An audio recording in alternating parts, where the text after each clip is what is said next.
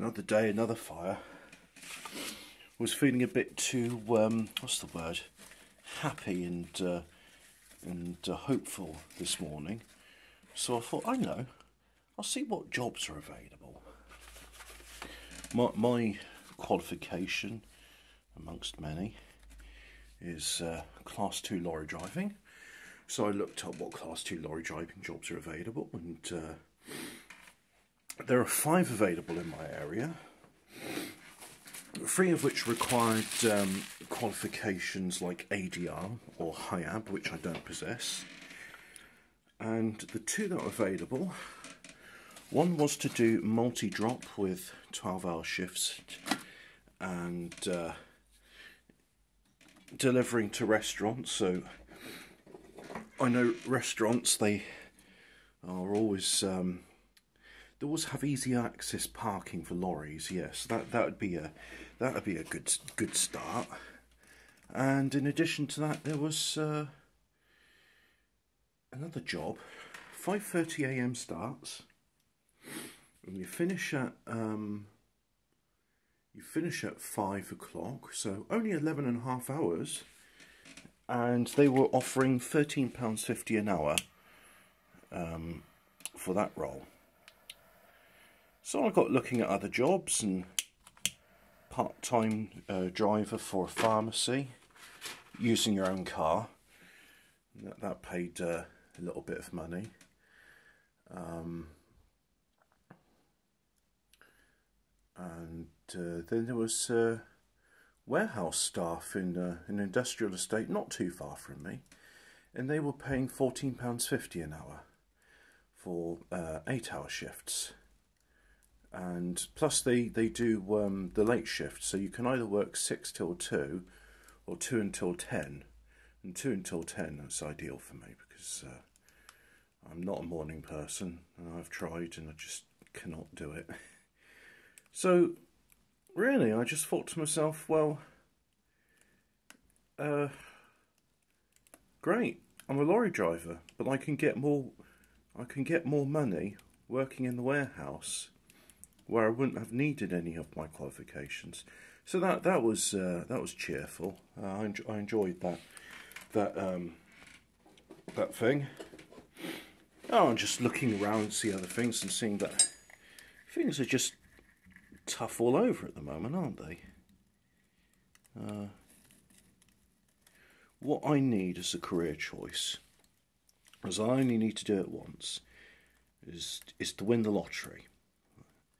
I'll win the lottery, get millions of pounds, and I think I could retire on that. I'm not sure if I could live on the interest. That was an option if you won the lottery in the 90s. But I could, yeah, I could, I think I could, I mean, let me see. If I was to spend, realistically, let's say in the first 5 years I was spending £20,000, excluding big expenses like a house. Let me see. Realistically, £20,000 for the first 10 years. Let's just say I'm spending £20,000 every year. You know, just not having to go to work, just groceries, holidays, spending on my hobby. 20,000 a year. So make it 24,000, and then that way I've got two grand a month, which is £500 a week. Oh yeah, yeah, I could live for £500 a week easy.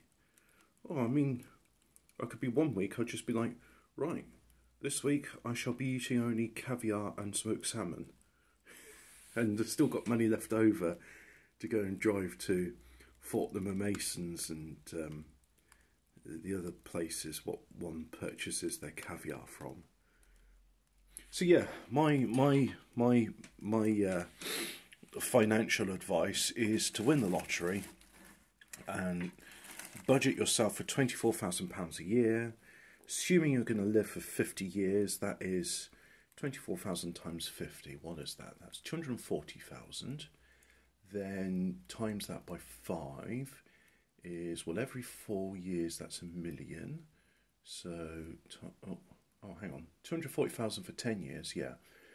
So times that by 4, that's nearly a million. Yeah, so if I had a million, I could live on £24,000 a year for 50 years. And I reckon after the end of 50 years, probably not got many expenses, probably don't want to go out. So, yeah, actually, £1,000,000 could be, well, okay, yeah, and of course there's the cost of a house. So I need a house. I mean, that's upwards of £500,000, depending on where you get it. Yeah, so if I had £2,000,000, that'd be enough to live on comfortably for the rest of my life. And then I could have a nice house. And of course there's bills on top of that. Because you never own something, do you, in this world? It's all rent. It's just different tiers of rent. It's like whether it's a monthly rent you pay, or if it's a mortgage, or if it's council tax. If you don't make one of your rent payments, then you're evicted. So, yeah, still bills. But could I live on £2 million a year? Could I live on £2 million a year? Who couldn't live on £2 million a year? Well, maybe someone like Elon Musk. But then again, he uses that money to accrue more money. So you need a lot of money to get a lot more money.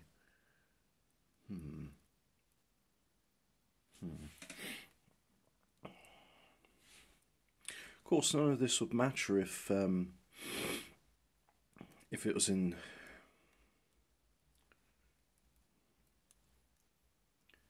I just want to state something, but then I thought, yeah, but that's one of those science fiction scenarios. Oh, what if we were living in the 10th century and we all just made our own houses? And you can't do that now because there's no land in which to build. Because, like, you try and put up so much as a tent somewhere and someone will be like, get off my land. So you can't do that. But, yeah, I mean, it shouldn't be such a pipe dream for men of my generation to dream about owning a house. And the ones that have decided to do it, they're all on finance, they're all on debt. There's maybe, say, 1 or 2 out of 1,000 who actually own it outright. Mum and Dad gave them money. They're starting a family. They got an early inheritance from one of their relatives dying. They moved into their old house. So, but apart from that, there's nobody in the situation where in the 1950s where a house is £2,000 and realistically you could expect to buy a house under 10 years if you're being sort of lazy about it, and less than 5 if you are working hard and being very frugal. And the car costing £2,000. Sorry, a car costing about £200. Yeah. I tried to calculate the rate of inflation because the £2,000 houses I was thinking of, they're now worth in excess of £400,000. In fact, last time I looked, £450,000. So £2,000 in the late 1950s now is worth £450,000 70 years on. I think inflation makes a mockery of saving. But then again, other people would say, no, you're not thinking it. It is. So, anyway, last episode, I talked about this, but I didn't mention it, and I just put some stuff in the description. So let's go over it together. Let's cheer ourselves up. I mean, at least the food doesn't. You don't need a mortgage for food, although you can get a pizza and payment plans these days. So what have we got? We got ourselves, like, you know, here's Tesco, this bag full of shopping. It's like, oh, if you did the equivalent shop at Lidl, you know, 113, £83. Yeah, I mean, it's nothing to sniff at. So They're making their case there that you should shop with them. There's the steaks I was on about. See, steaks in there. Got some sausages, got some diced meat, got some pork medallions. You've got smoked haddock, which I was never really too fond of. British beef pot roast. Not sure it's good value for money, so I didn't mention it. And you've got some of this rabbit food. Sure, DAA be interested in that. More rabbit food because it's the month of misery. What else we got? We got some sweeties. Oh, look at that! You get a kilogram of Gouda for £7. Is that a good deal or not? I haven't bought cheese in a while, so I can't say. Frikadellen. They're kind of nice, aren't they? I like a frikadellen. Gammon steaks. Not good value for money. I'd much rather get a gammon joint for about £5 and you get a kilogram of pork that way. Spaghetti, that's not very cheap for the spaghetti. Salmon steaks. Oh, you know what? How much salmon do you get for £8? You get 600 grams. Yeah, I suppose it's alright. Ah, pork schnitzel. Not to be confused with Wiener Schnitzel, which I thought was veal. It was pork. So in fact that is Wiener Schnitzel, or Vienna Schnitzel, because it's the Austrians what call their capital Wien. Got anything else? Some plastic fibre based sleeping bags. The LED corners that we got ourselves at only £50 for a migraine inducing strobe light. They all flicker at 60 Hertz and they don't bother smoothing the signal. It's all just switch mode power supplies going on and off, pulsing. And really what that says to me is we ought to have like some sort of DC supply in the house. It's like a 12 volt DC supply. It would be very useful for a lot of things. You could step that down easily to 5 volts with USB. So I would hope in the future, not just in the UK but worldwide, there was a universal 12 volt DC supply. It would make a lot of sense because a lot of devices these days are direct current. And yeah, this is good. Got some frying pans here, you know, 16, is that £16 for non-stick?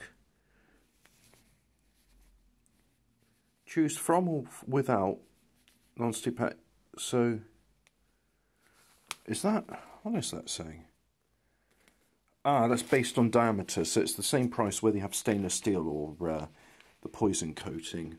A chippy fryer. I might get one of those actually. I could do with another funnel. Always useful. Stainless steel sieve or sieve set. Look at that. Because we were neglecting it. Oh yeah, and some tools as well. Right, because we were neglecting it, it went out. So I might get some salmon. Because I'll be driving past Lidl on Monday. So I'm going to get myself some salmon and do I want the Gouda? No, I've got a block of cheese. I haven't even eaten it yet. So I'll have the cheddar. I might get those sausages. Do I want the beef steak?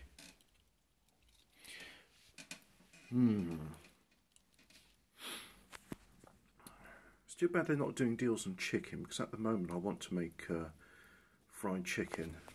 Never mind. I'll go to Aldi for that. This is still damp. This pomelo I had yesterday was really succulent. This clementine I had this morning, absolutely rubbish. Best time to buy it is during Christmas. Although I think we're still technically in the 12 days of Christmas. Let's see, starts on the 25th. And then how many days until the 31st? Well, that is 6 days. So you're up until January the 6th, that's the 12 days of Christmas. Because you've got your Eastern Orthodox lot, which celebrate on the 6th of January. And then you've got the other sects of No, we're the real Orthodox, celebrating it on the 6th of December. And then you have Catholics as well who celebrate on the 6th of December. That is the Feast of Père Noël, or the Feast of Saint Nicholas, or Father Christmas. And that's the one you're supposed to, you know, have it for the kids, as I've been told. Kids get their presents on the 6th. And then on Christmas Day, you go to church, celebrate the birth of baby Jesus, who's 2023 years old, although he's eternal, but he was born in Bethlehem 2023 years ago. Not to be confused with Bethlehem in Wales, because he wasn't Welsh, and King Herod is not a Welsh name, no. No, so I'm not going to be muddying the waters there. I don't know. The way Welsh names are, if someone told me, oh, actually Herod is a Welsh name, I believe them. Someone once told me that the story of the Odyssey, I can't remember the name, the guy in the Odyssey, but he's fighting in the Trojan Wars, and he goes on an Odyssey. And if you look to, say, Greece from Asia Minor, how does that journey take so bloody long? And the Mediterranean doesn't have those choppy seas. So someone said, oh, it makes far more sense if the story took place in the Baltic Sea, and in which case, like when King Brutus came to England, he came from Troy, which would be in Scandinavia. And I know they say, oh, but we found evidence of Troy in Asia Minor. I never really looked into it. I've always just taken it at face value, like, oh, the so-called mythical Troy actually exists. Who knows? It's hard to say what history really is about. But let's add some more fuel to the fire. Now we have perused all the great deals in Diddly-Dee.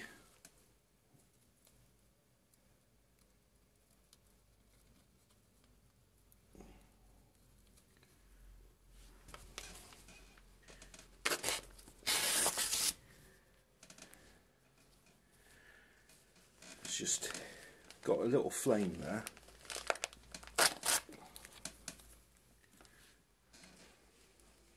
I decided to do something constructive, seeing as job searching was not doing too well. Unfortunately, I'm not independently wealthy.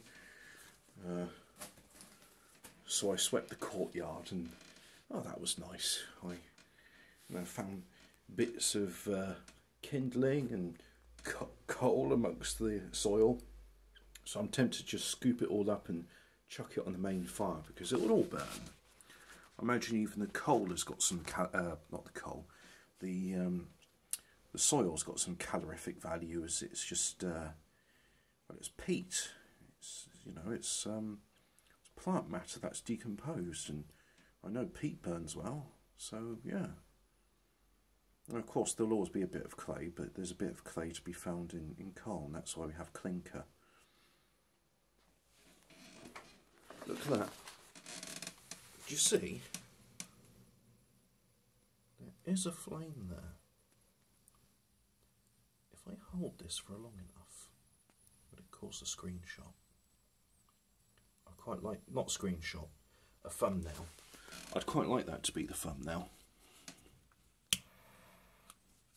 Aye. Doesn't mean we can't give it a little helping hand.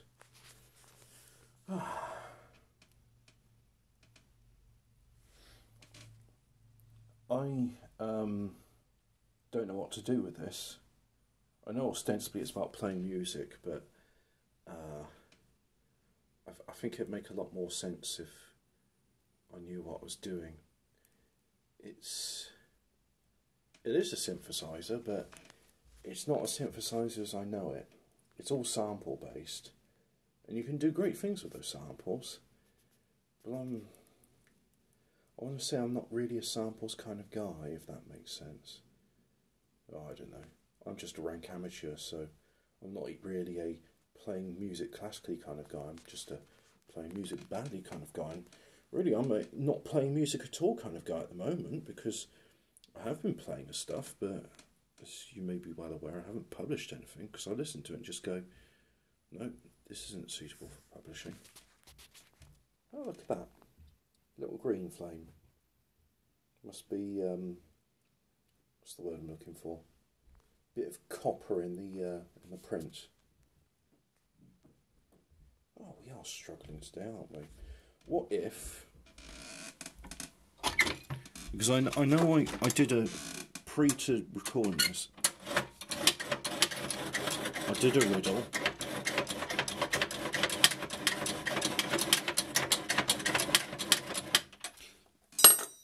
That's not a feature present on the wood burning stove. That's it's necessary if you've got coal, because you need some way to get rid of ashes. Whereas in the wood fire, you actually rely on a bed of ashes to put your wood on, so that it can it doesn't just cool down immediately and dissipate its heat. So the ashes actually help to reflect the heat back onto the kindling. So I don't think this is a very good fire lighter. I mean, it's free, so there is that, but you know, dirt is free, but I don't burn that in my fire. It's not peat.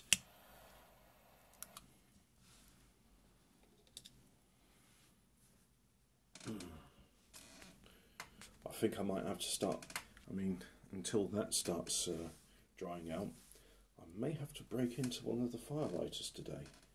Can I reach it? No, let's not be lazy. I'm going to get up. And we return with one of these. Oh, look, bursts into flames. That was good timing, wasn't it?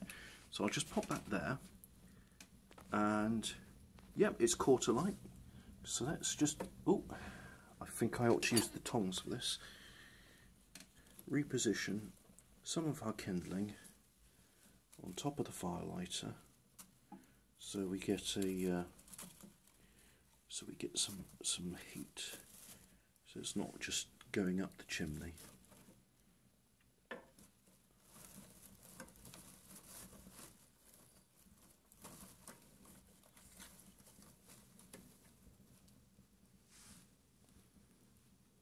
There, like so, I think.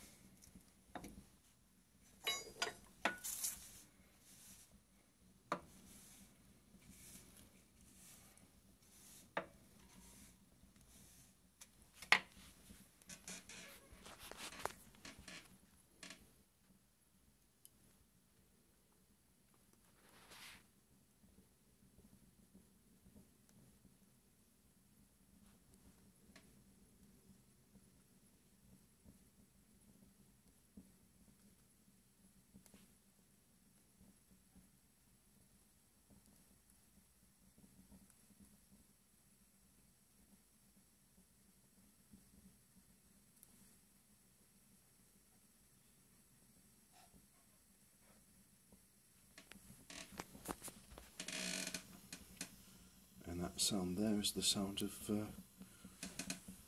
wood catching alight. So let's just be premature, put it to one side so we don't snuff out the fire, and then I can move it across when the kindling's established itself. Just lift that one up there. How's that then? Yeah, looks pretty good.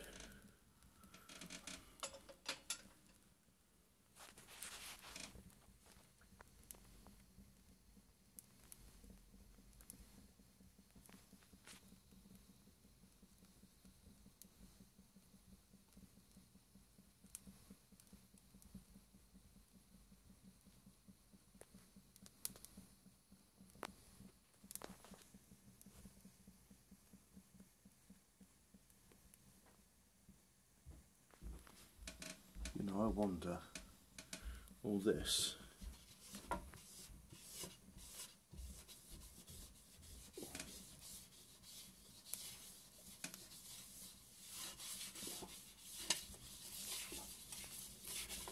I think the answer to that is not really.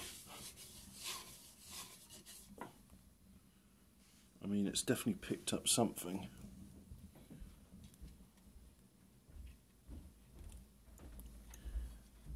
Mind you, that might work better. Oh, that noise is horrible though. Absolutely vile. God, that's wet.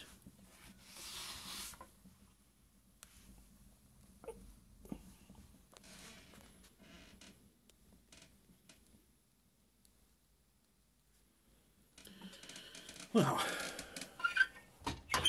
thank you for joining me for another episode of The Fire Show. It has been brought to you by Lidl XXL Week, which starts on the 12th of January and finishes on the 18th. Remember, use code HOBBIT10 to get 10% off of your next purchase at Lidl. Oh look, the CGI is kind of wearing out. My black skin's coming through. Bye now.